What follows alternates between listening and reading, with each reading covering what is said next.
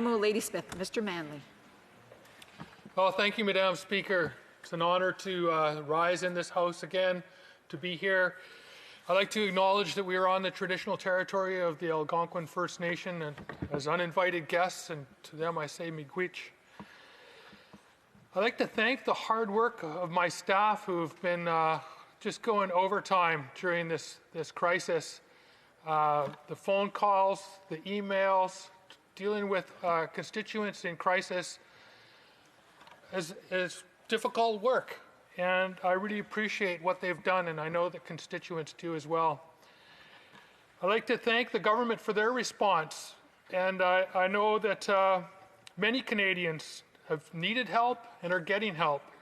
And you know, the opposition and members of the Liberal backbench have brought forward all kinds of issues and gaps in the programs, and the government has been responsive and helping Canadians. And I think that that's really important at this time, that we have this unity working together, because our constituents and Canadians are important, and they need our help. And playing politics during a pandemic and a crisis isn't the right thing to do. Working together to make sure that we deal with people is the right thing to do and help them with their problems. There's still many needs that people have. For small businesses, there's still too many that are falling through the cracks and unable to access relief. A lot of micro businesses are having problems. Some landlords won't sign the new CERCRA program. In cases where landlords refuse to cooperate, commercial tenants should be able to apply directly to the government.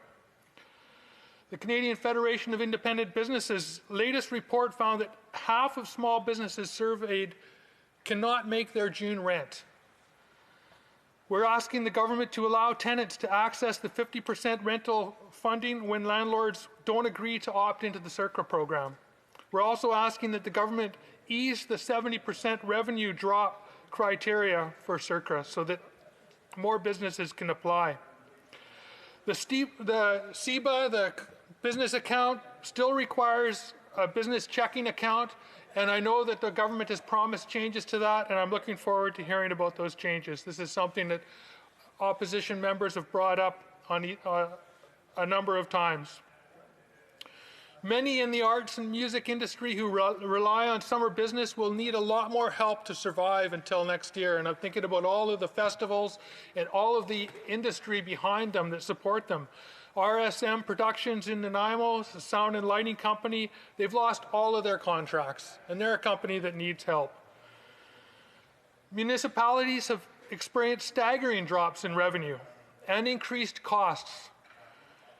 They must continue to provide essential services, including police, fire, water, sewage, and waste management, regardless of those lost revenues. They're going to have trouble collecting property taxes from businesses and homeowners in financial distress. In my community, they've had free public transit, but ridership has been down to next to nothing anyway. The FCM estimates that municipal transit systems are incurring monthly losses of about $400 million due to diminished ridership, part of at least $10 to $15 billion in near-term non-recoverable losses due to COVID-19. We need to help municipalities, and I understand that they are under provincial jurisdiction, but we do work with municipalities with the Green Infrastructure Fund, with the gas tax, and we need to be able to help municipalities weather this storm. Aboriginal Friendship Centres have been asking for more help.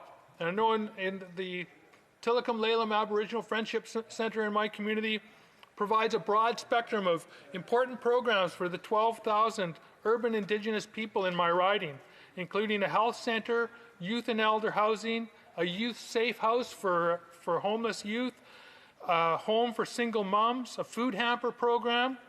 They also provide mental health and addiction counseling and continue to provide that online during this crisis. And they're an integral part of the urban Indigenous community, and they're struggling seriously. They haven't received any funding yet, and they're expecting only to receive maybe $25,000 to $30,000.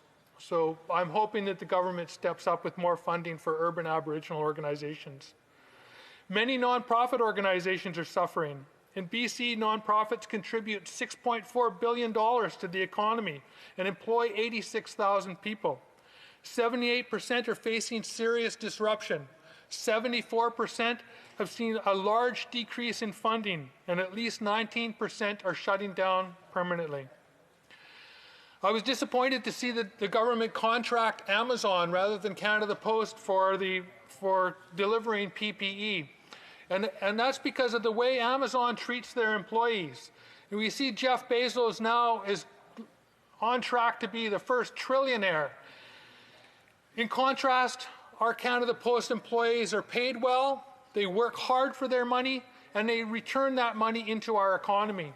And the Canadian Union of Public or Postal Workers has great ideas for how they can improve things in our economy, and including public banking and more energy efficient delivery systems. So we really need to be supporting our crown corporations rather than a trillionaire. Our airlines have really let down passengers.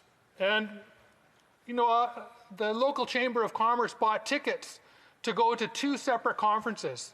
And when they canceled those tickets, they got a voucher for 11 months from the day of cancellation.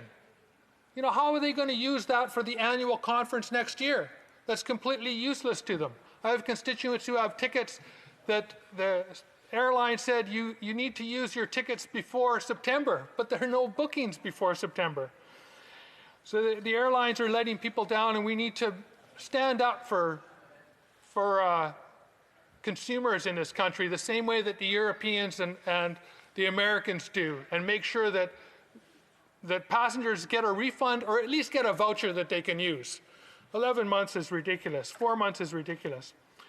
People living on CPP disability need relief and really need a permanent increase in their benefits so that they are on par with the benefits that the province gives people on disability.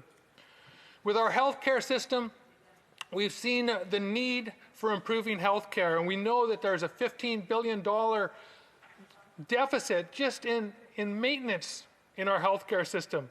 And our long-term care system needs to be brought into the healthcare system properly so that our seniors are not abandoned to a for-profit model. OAS, CPP, GIS, our seniors have been asking for a raise in these things for a long time, and they deserve it.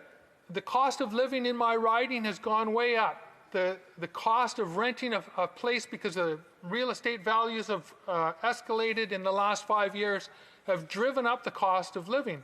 And we need to take these things into consideration. It's not the same in every part of the country, but in some parts of this country, it is out of control.